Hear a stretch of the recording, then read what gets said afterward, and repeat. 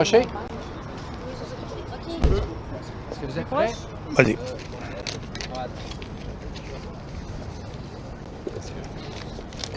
Oui.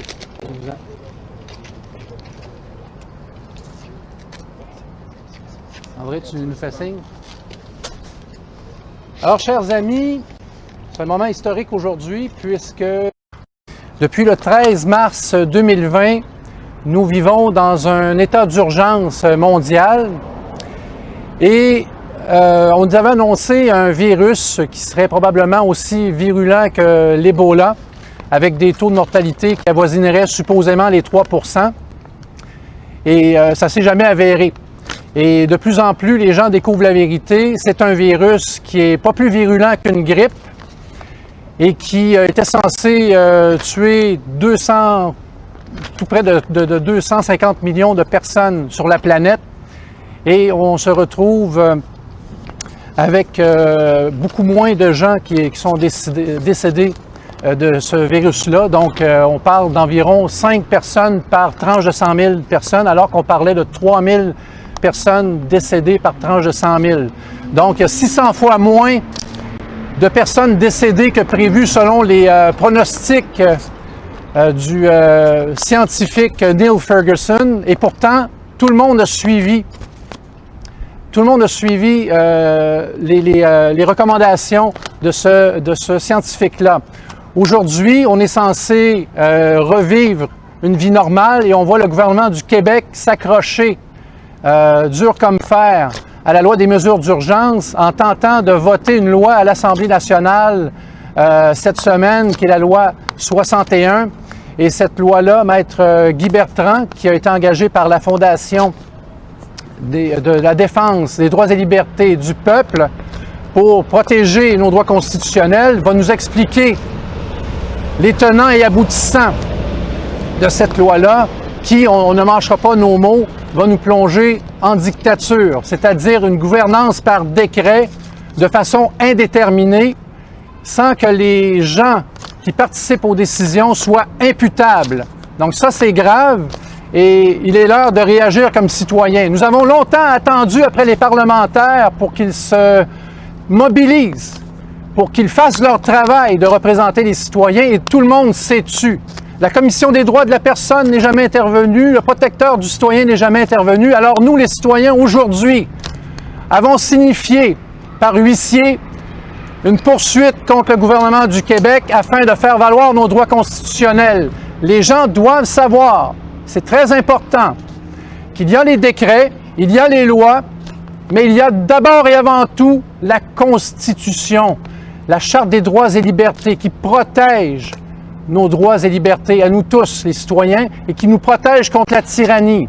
Et aujourd'hui, nous sommes devant vous pour vous dire que le gouvernement Legault, qui est un des pires gestionnaires de la crise COVID-19 sur la planète, 3e position si nous étions un État souverain, est en train de nous laisser croire qu'il faut maintenir cette loi des mesures d'urgence qui ne fait absolument aucun sens, alors que 116 nations se sont levées pour demander une commission d'enquête sur les agissements de l'OMS au niveau des recommandations.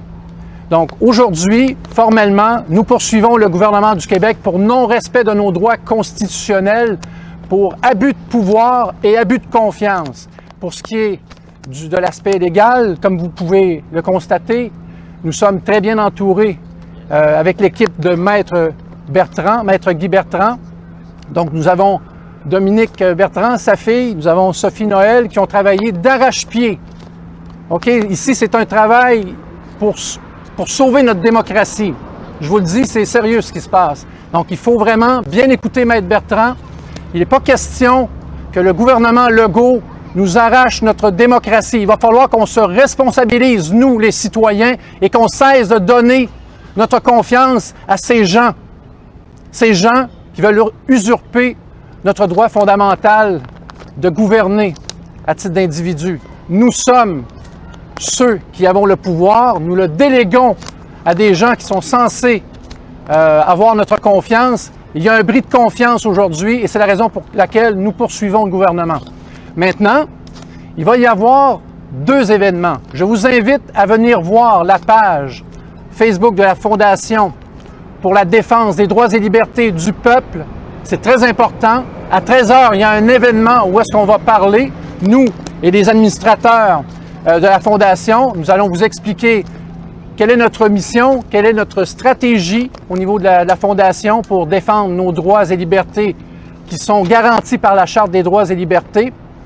Et par la suite, à 15 h, je vous invite, c'est très important, chers amis, à être présents au Facebook Live, c'est-à-dire vous allez sur la page de la Fondation et nous allons prendre tout le temps de vous expliquer les tenants et aboutissants, tant au niveau politique, économique, social que légal. Nous avons les meilleurs experts pour vous rendre des comptes, chers citoyens. Nous sommes une organisation financée à 100% par les citoyens, qui vient des citoyens pour les citoyens, par les citoyens et pour les citoyens. C'est très important que vous compreniez ça. Je vais céder la parole à Maître Bertrand qui va vous expliquer la nature de la poursuite qui a été signifiée par l'huissier aujourd'hui au gouvernement. Maître Bertrand. D'abord, je voudrais remercier Stéphane, Dominique Bertrand et Sophie Noël, deux avocates. Nous avions une équipe. Nous avons travaillé presque jour et nuit, je vous le dis, la fin de semaine, pour accoucher d'un document qui a plus que 60 pages, 73 pages, sur des questions constitutionnelles. Et en droit constitutionnel, c'est comme un artiste, il doit construire quelque chose qui est unique. Le droit constitutionnel, c'est le créateur qui essaie de voir quelque chose qu'il n'a jamais vu, puis il faut qu'il construise autour de ça. Ce qui me rapproche le plus de ce qui se passe aujourd'hui, ce que j'ai vécu comme jeune avocat, c'est la crise d'octobre, où les droits ont été suspendus, et j'avais attaqué un peu mon barreau pour dire qu'il ne faisait rien. Donc ici, nous nous retrouvons derrière nous devant le pouvoir judiciaire. Le pouvoir judiciaire, dans la démocratie, il y a trois branches. Il y a l'exécutif, qui est M. Legault. Il y a le législatif, qui est l'Assemblée nationale. Puis il y a le pouvoir judiciaire qui a la capacité, en vertu de la Constitution, de casser des lois, de surveiller les agissements de l'exécutif et de les condamner s'ils n'ont pas fait le rôle qu'ils doivent jouer. Or, pendant la pandémie, pendant l'urgence sanitaire, on a suspendu le pouvoir judiciaire. On a fermé les tribunaux. Réalisez-vous le temple où se déroulent les débats quand les citoyens, les grandes corporations, les gouvernements abusent de leurs droits, les policiers, c'est ici que ça se passe. Et les juges ne se laissent pas influencer par la population. Or, on a fermé. Et on a fermé l'Assemblée nationale. Donc, on a suspendu deux branches importantes de la démocratie. Et en dictature, la définition très simple, c'est que c'est une personne, un parti ou un groupe qui gouverne au-dessus des deux autres groupes, au-dessus de l'exécutif, pardon, au-dessus du législatif et du pouvoir judiciaire.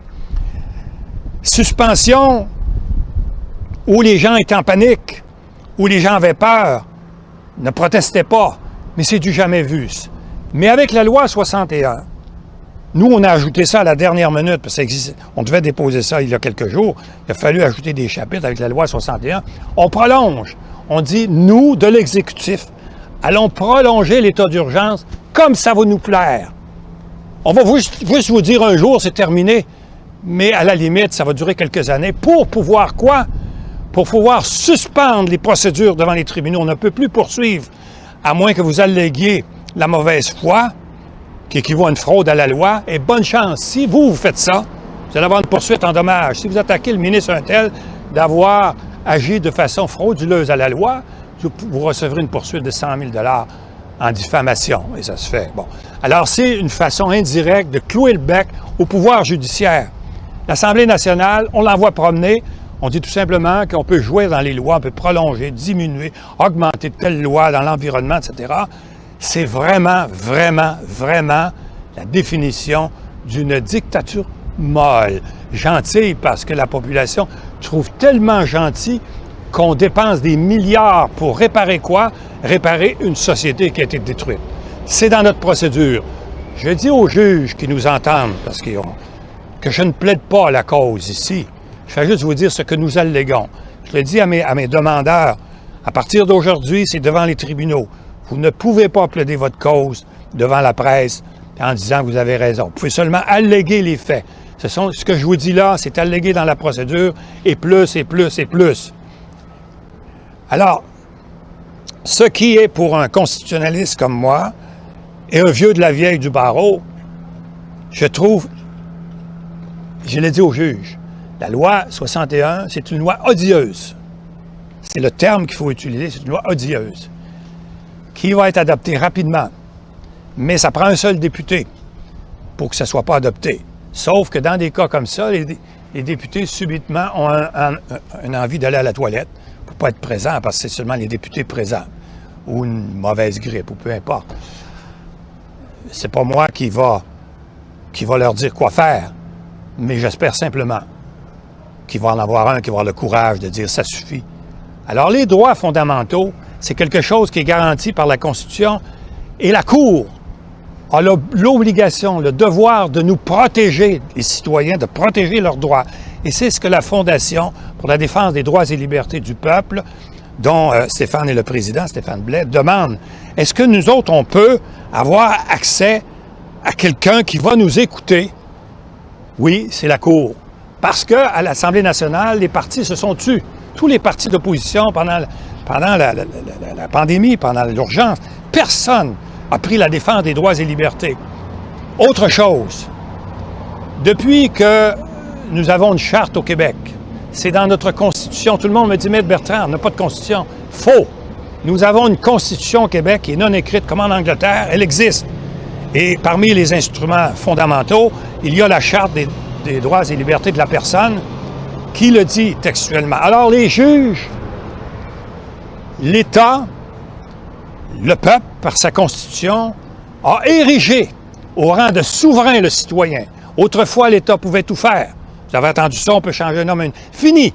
Depuis que nos droits et libertés sont garantis dans la Constitution, c'est le citoyen qui est le souverain. On est tous souverains, puis on dit à l'État, tu ne peux pas entrer chez nous avec ton bulldozer comme tu faisais avant, faire ce que tu veux. Fini! Il faut que tu justifies la violation de nos droits. Je m'explique. Quand nous allons plaider devant le juge, c'est le gouvernement qui aura l'obligation constitutionnelle d'expliquer pourquoi il a violé les droits. Parce que nous, on a le fardeau de démontrer qu'une violation, c'est très facile, tout le monde sait que les droits de tout le monde, les personnes, les droits sociaux, les droits économiques, tous les droits ont été violés. Je ne pense pas qu'on va avoir de problème à faire cette preuve-là. Une fois qu'on a fait cette preuve-là, le fardeau de la preuve tombe sur les mains du gouvernement qui doit expliquer chacun de ses décrets pour démontrer que c'était une atteinte minimale. L'État a le droit de violer nos droits pourvu qu'il puisse expliquer devant le pouvoir judiciaire qu'il n'y avait pas d'autres moyens moins graves que ceux qu'il a pris. Et c'est là que vont arriver nos experts qui vont démontrer qu'il y avait beaucoup d'autres moyens que de fermer toutes les régions, que de fermer toutes les industries, que de fermer tous les commerces, que de fermer l'Assemblée nationale, que de fermer la Cour. Nous, on va plaider ça. Et en contre-interrogatoire, nous allons poser des questions à leurs experts. C'est la beauté de la chose de faire une reddition de comptes devant la Cour. C'est que l'avocat se lève, monsieur le ministre, ou monsieur le député, ou monsieur un tel, monsieur l'expert, saviez-vous que, avez-vous, quelle est la raison pourquoi vous avez fermé toutes les régions alors que le feu était à Montréal-Nord? Pourquoi vous avez fait ça? Pourquoi vous avez fermé tous les commerces, toutes les industries, alors que tout le monde sait que c'est localisé et ce n'est pas l'Ebola qui attaque tout le monde? C'est le genre de questions que nous allons aimer poser, évidemment. Alors, je termine en vous disant que c'est une reddition de comptes que nous demandons au gouvernement de nous expliquer comment il a pu détruire une société en 3 mois. La société québécoise est c'est une crise sociale dans le domaine économique, dans le domaine financier, dans le domaine éducatif, dans le domaine de l'instruction. On vit une crise sociale qui est pire que le problème auquel on faisait face et que le pays faisait face, qu'il fallait concentrer nos énergies pour sauver nos personnes âgées. Ceci étant dit, je suis prêt à répondre à vos questions. Bravo. À vous, madame.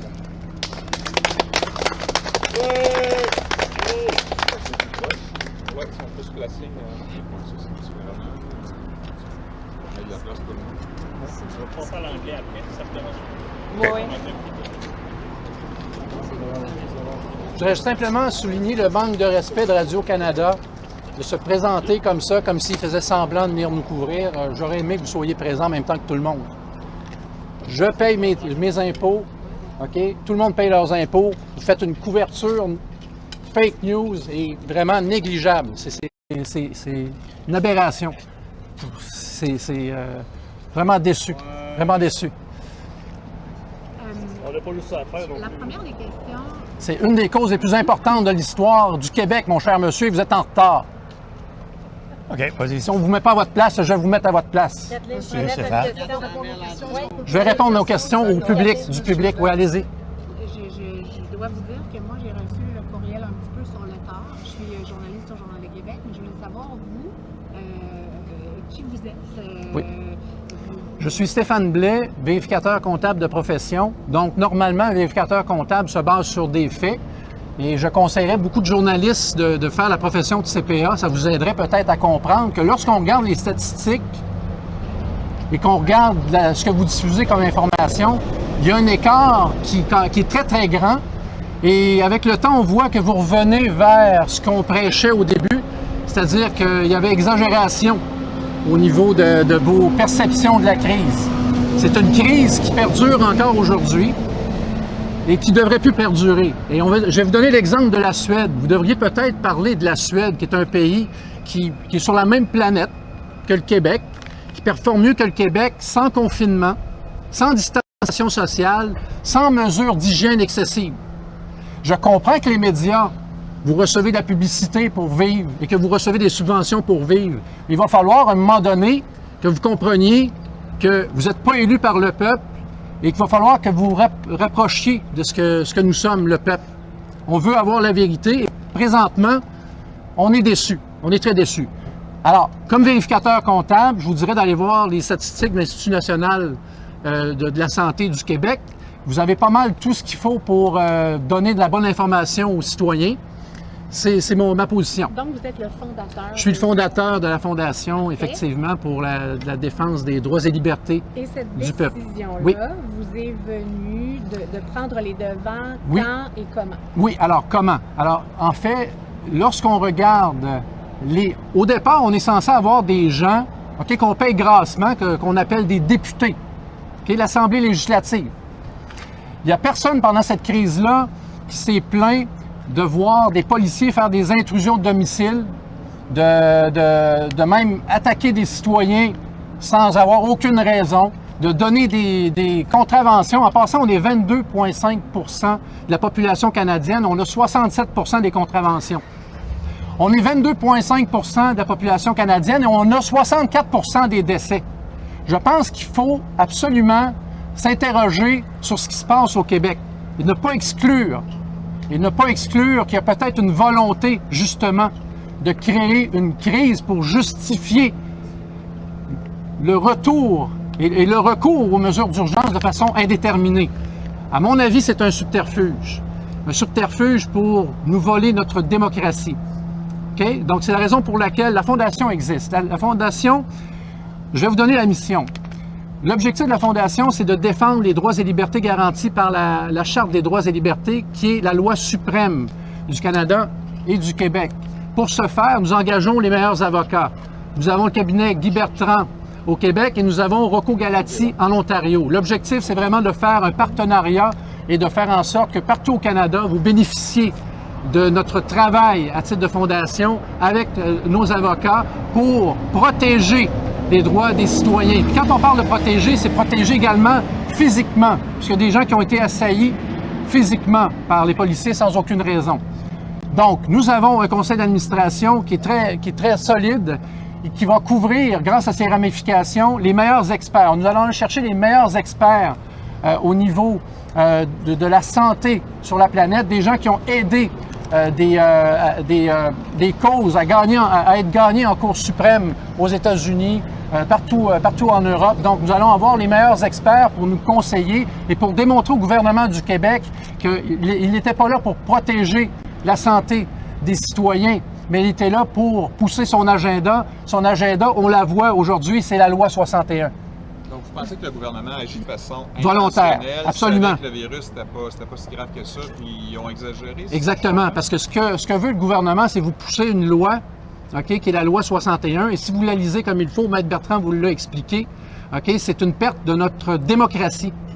Donc, pourquoi encore aujourd'hui au Québec, alors qu'ailleurs tout est déconfiné, on revient à la normale, pourquoi on continue? Pourquoi on invoque, la loi des mesures d'urgence? C'est simplement pour protéger les petits amis.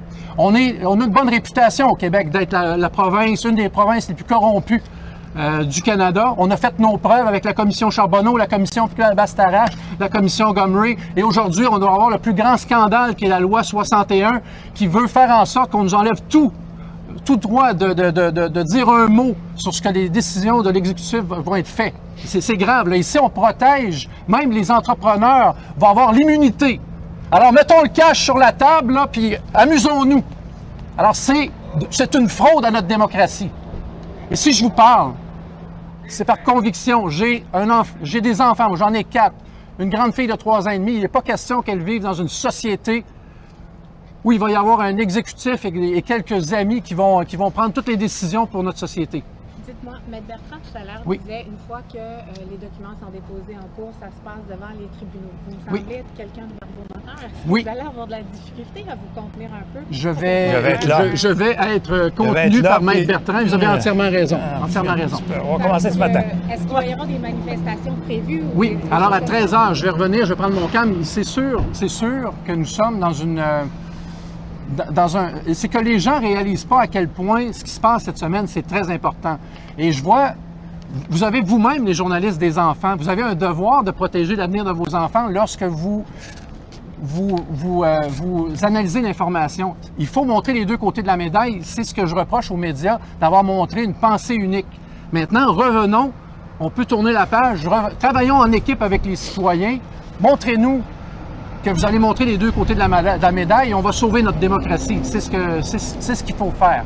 C'est ce qu'il faut faire. Alors oui, je suis verbomoteur. Maître Bertrand va me tempérer, mais en même temps, je le fais parce que j'ai une grande fille de 3 ans et demi et jamais j'accepterai qu'elle vive en dictature. Croyez-moi. Jamais. Jamais. Jamais. Cette cause-là, vous l'avez prise comme ça. Qu'est-ce qui vous a emballé pour décider d'aller? Les causes de droit constitutionnel, c'est un peu toute ma vie. Alors, ça a toujours été des causes considérées comme perdantes au départ. Les avocats me taquinaient encore une cause de Bertrand, mais assez curieusement, on les gagnait. Et quand j'ai plaidé en 1995, c'était la plus grande cause que la Cour suprême a dit, la renvoi sur la sécession du Québec. C'était mes amis qui étaient là, j'étais indépendantiste, puis on s'apprêtait à faire une sécession unilatérale. J'ai pris une procédure qui ressemble beaucoup à celle-là, une action déclaratoire, pour que la Cour déclare que l'avant-projet de loi visant la sécession du Québec était illégal tant en droit constitutionnel canadien qu'en droit international. Et je savais, dans le fond de moi-même, je vous le dis là, puis ça va être révélé dans mon prochain tome de mon autobiographie, je savais que ça déboucherait sur, comme octobre 1970, où on aurait l'armée dans la rue en faisant une sécession unilatérale. Mais j'imaginais pas la Catalogne, qui vient de faire exactement ce qu'on aurait fait à l'époque avec un référendum où 92 % des gens qui ont voté ont dit oui à la sécession, et ça a été l'armée puis les arrestations. Dans cette procédure, j'ai tout simplement dit au juge Lesage, parce que le Québec a quitté le prétoire quand ils ont perdu leur requête en irrecevabilité, que nous allons recevoir ici aussi une requête en irrecevabilité en disant à sa face même, ça ne tient pas la route. Ils ont dit ça. Les avocats ont quitté le prétoire, je me retrouve seul devant le juge Lesage, et je lui dis, monsieur le juge, c'est du droit constitutionnel, je vais vous plaider les deux côtés de la médaille. Je vous demande tout simplement une déclaration, déclarer que les droits fondamentaux du demandeur Guy Bertrand sont menacés gravement. Et le juge m'a donné raison, avec dépens, contre le procureur général. Une deuxième fois, on a plaidé devant le juge Pigeon après le référendum, où là, tout le monde disait que c'était académique, que le procureur général disait que c'était académique. Et là, tous les avocats du Canada étaient présents. Ça a duré 4 jours. Et on répétait la même chose, que non, on peut tout faire. Non, on peut faire la sécession pourvu que c'est fait dans les règles de la démocratie internationale. Alors, je fais un petit parallèle, tout simplement, pour vous dire, parce que vous m'avez posé gentiment la question, qu'est-ce qui va amener? Une cause difficile, extrêmement difficile et lourde parce que on va faire face à des experts. Il faut que le gouvernement vienne défendre sa position avec des experts. Mais fort heureusement, selon mon demandeur, nous aurons des experts qui vont venir dire que les moyens qu'on a pris est allé pire. Et la jurisprudence dit qu'il faut que ce soit les moyens les moins attentatoires aux droits. Vous pouvez le faire, mais autant que possible, touchez pas à tout ce que vous n'avez pas besoin de toucher. Puis je m'en tiens beaucoup à la démocratie. Vous n'aviez pas d'affaire à suspendre le Parlement. Puis dans la procédure, puis je plaide pas, là, les juges nous regardent, je plaide pas. Mais je dis, vous n'aviez aucune raison de ne pas réunir l'Assemblée nationale qui représente 100% du peuple par les députés. Ce sont des mandataires. Ils ont été tenus à l'écart pendant 1 mois et demi, alors que ce gouvernement-là représente, on le dit dans notre procédure, 37% de la population. Puis il a fait ce qu'il a voulu avec 37% parce qu'ils ont plus de députés. Donc c'est une moquerie à la démocratie. Et ça, on le plaide. Puis avec ça, je pense qu'on a des arguments qui n'ont jamais été invoqués. C'est vrai que la crise n'a pas été invoquée non plus, là, l'état d'urgence. Mais il reste que l'argument fondamental qui va toucher les juges.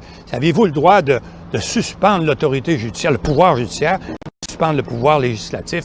Peut-être que la Cour va s'en tenir uniquement à ça. Peut-être qu'elle ne s'intéressera pas aux autres questions, je ne sais pas. Est-ce que vous attendez à ce que le gouvernement plaide la précaution? Donc, un concept de précaution en fonction des informations que l'on avait à l'époque. Bien, exactement. Je pense que oui, puis je plaiderais ça si j'étais à leur place, en disant qu'on n'a pas pris de chance. On croyait, selon les pronostics qui venaient de l'OMS, que ce serait une catastrophe mondiale, avec un taux de mortalité au Québec qui serait à peu près de 300 000 personnes. Sauf que, pour les 14 jours, la journée de la quarantaine, dans la procédure, les demandeurs, il y a M. Cazot qui est aussi un demandeur, acceptent que dans la quarantaine, là, les 15 premiers jours, il y a un état de panique, que tout le monde s'écrase, si on veut. Mais par la suite, là, je ne sais pas comment ils vont justifier ça, mais nous, on a retenu une chose, là, très difficile pour le gouvernement de prouver qu'ils vont avoir pris les méthodes les moins attentatoires. Parce que le but, c'était de sauver les personnes âgées qui avaient 70 ans et plus, particulièrement localisées dans des maisons pour personnes âgées, où le feu était déjà pris. Mais à ce moment-là, tu ne fermes pas tout le Québec. Je ne veux pas me répéter, mais de toutes les industries de transport, tout était fermé. Et on le sait, comme dans mon métier d'avocat, là, puis lui, comme comptable, les faillites qui s'en viennent à l'automne, puis des enfants, etc. Donc ça va être plaidé devant la Cour, puis c'est allégué dans notre procédure. Ce que vous espérez, c'est une suspension de la loi? Est-ce que vous espérez quoi? Des compensations? Non. On ne demande pas d'argent du tout. Non, parce que ça serait poursuivre soi-même. Si je fais comprendre, on ne peut pas prendre des actions en dommages contre notre propre gouvernement là, qui fait couler l'argent à flot. D'ailleurs, on ne sait pas d'où ça vient. On a chaque projet de loi avant, où est-ce que vous allez prendre votre argent? Tout d'un coup, c'est des milliards. En tout cas, c'est un autre dossier. Mais on veut tout simplement demander de déclarer. Puis ça, vous êtes le premier qui me pose la question. La première chose, déclarer nul certains articles de la loi sur la santé. Parce que si vous avez fait ça, c'est en vertu d'une loi, ça veut dire que la loi avait un pouvoir excessif. Et la Cour va examiner. Si la Cour répond non, il pouvait agir en vertu de la loi sur la santé publique. Là, on dit examiner maintenant si les ministres ou le premier ministre ou son gouvernement n'ont pas excédé leur pouvoir ou agi en abus de pouvoir, puisque la loi leur permettait de faire ça, mais ils ont peut-être fait ce que la loi ne permettait pas. Et quand arrive la loi 61, pour nous, je dis à Dominique puis à Sophie, mais c'est du bonbon. Ils viennent de confirmer qu'on avait raison. Oui. C'est que pour faire ce qu'on a à faire, il faut absolument maintenir l'état d'urgence pendant 2 ans, 3 ans, on ne sait pas combien de temps, pour pouvoir réparer, c'est ce qui est dit dans la procédure, les dommages qui ont causé à la société en crachant des milliards parce que tu n'as pas à te justifier. Là, les milliards sortent de tous bords et de tous côtés. Et donc, le but de la procédure, je me résume, c'est une action en nullité des articles de loi ou subsidiairement de casser les décrets qui ont excédé les pouvoirs que leur donnait la loi. Point à la ligne. Et ça, évidemment, ça rend nul tout ce qui a été fait. Vous allez me dire, on ne peut pas revenir en arrière. Oui, pas revenir en arrière, mais on peut prévenir que s'il y a une deuxième vague, ils seront obligés de réécrire la loi, puis faire ça proprement, puis pas assassiner tout un peuple dans ses ambitions, puis en tuant le libre arbitre de chacun d'entre nous. J'aime pas moi qu'on vienne jouer dans mon libre arbitre. Puis vous autres aussi, les journalistes, vous êtes fiers, vous êtes orgueilleux. Stéphane a dit des gros mots tantôt. C'était un petit peu gros. Je pense que vous ne pouviez pas dire ce que personne disait. Je dis à Stéphane, les journalistes ne peuvent pas répéter ce qui n'est pas dit. Les journalistes répètent des faits. Or, il n'y a pas une chambre de commerce, il n'y a pas un syndicat, il n'y a pas le barreau, il n'y a personne qui a fait valoir les droits dans une société. Puis ils vont le répéter si on le dit. Donc, dans ce sens-là, nous sommes confiants que c'est une cause difficile, mais nous allons la gagner. Bien sûr, nous allons gagner. On a le devoir de la gagner. La pression? Oui, en anglais. Yes, in English, yeah. No problem. Alors, Stéphane. Just have both of your names and title. Yeah, okay. Well, you want me to... Just your Ton nom, OK, ton OK. titre dans les... Stéphane Blais, président de la Fondation pour la défense des droits et libertés du peuple. My name is Guy Bertrand, constitutional lawyer. Can I just have your opinion on Bill 61? Well, actually, as I told the people, it's an attempt for a dictatorship, to install a dictatorship here in Quebec, and we have to be aware that there is a constitution above all the laws, the decree, the laws voted by the Parliament. We are protected by the Constitution, and we have to make these to make the Constitution. We have to. Je vais recommencer. Oui. Ok, c'est bon. Ok, je vais recommencer. Yeah. Okay. All right. So here in Quebec, the Bill 61 is an attempt to install, in a sneaky way, a dictatorship, right? So we're going to be governed if there is the seal of the lieutenant gouverneur on this bill. We are going to be de facto in a dictatorship.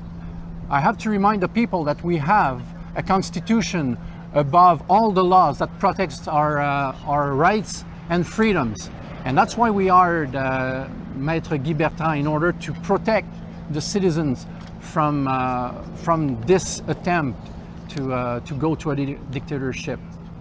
So you're suing the government today? Yeah, we're suing the government, and it's been done this morning at 8:30.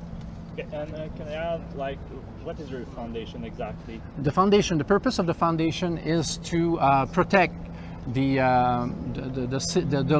fundamental laws protected by the Constitution, hire the best lawyers, and then gather the money from the population in order to be independent from the government. And we are going to have also the best specialists from all around the world who are going to help us, because we have a good network with our people on the board of administrators, of directors. So I'm very confident that in court we're going to have the best specialists to tell the government that they have not done their job right. And I just want to remind you that Quebec, with 22.5% of the population, has 64% of people who died in Canada from COVID-19, which is quite weird. And 67% of the tickets are being given here in Quebec. So the government abused of its power, and that's why we're going to go to court, right? Do you have anything else to add? Well, just for your people, it's a procedure very unique. We're asking to declare unconstitutional some part of the law, and if not, to declare that what the government did is unconstitutional because they went too far. They didn't respect the law. And for Bill 61, we say in our procedure we're a little scandalized because they're just pushing away the National Assembly and the court. And in a democracy, you have two branches: the court, National Assembly, and the executive. Now, with Bill 61 for 2 years, the executive will run Quebec without considering what's going in the court and at the National Assembly. Anything else to add? Or Well, okay, yes. I just want to tell the people, when we're talking about the people, there is no left, there is no right, there is no center, there is no black, there is no white. We are all equal. We are as one. We are one people. Please, let's stick together. Okay? Let's reach the unity of the people. Okay? And let's fight for our rights. Okay? Be behind us. It's very important. Very important. Please. Thank you. Salut. Merci beaucoup. Merci, man. Madame. Je pense que ton dernier segment passera pas. D'autres, avez-vous des questions? Censuré. Avez-vous des questions, là? André, as-tu des questions? On est correct. Oui. J'ai répondu aux questions. Ouais. Excellent. C'est beau. Merci tout le monde. Merci. Salut. Merci. Merci beaucoup. Wow! Là, je te parle le museau.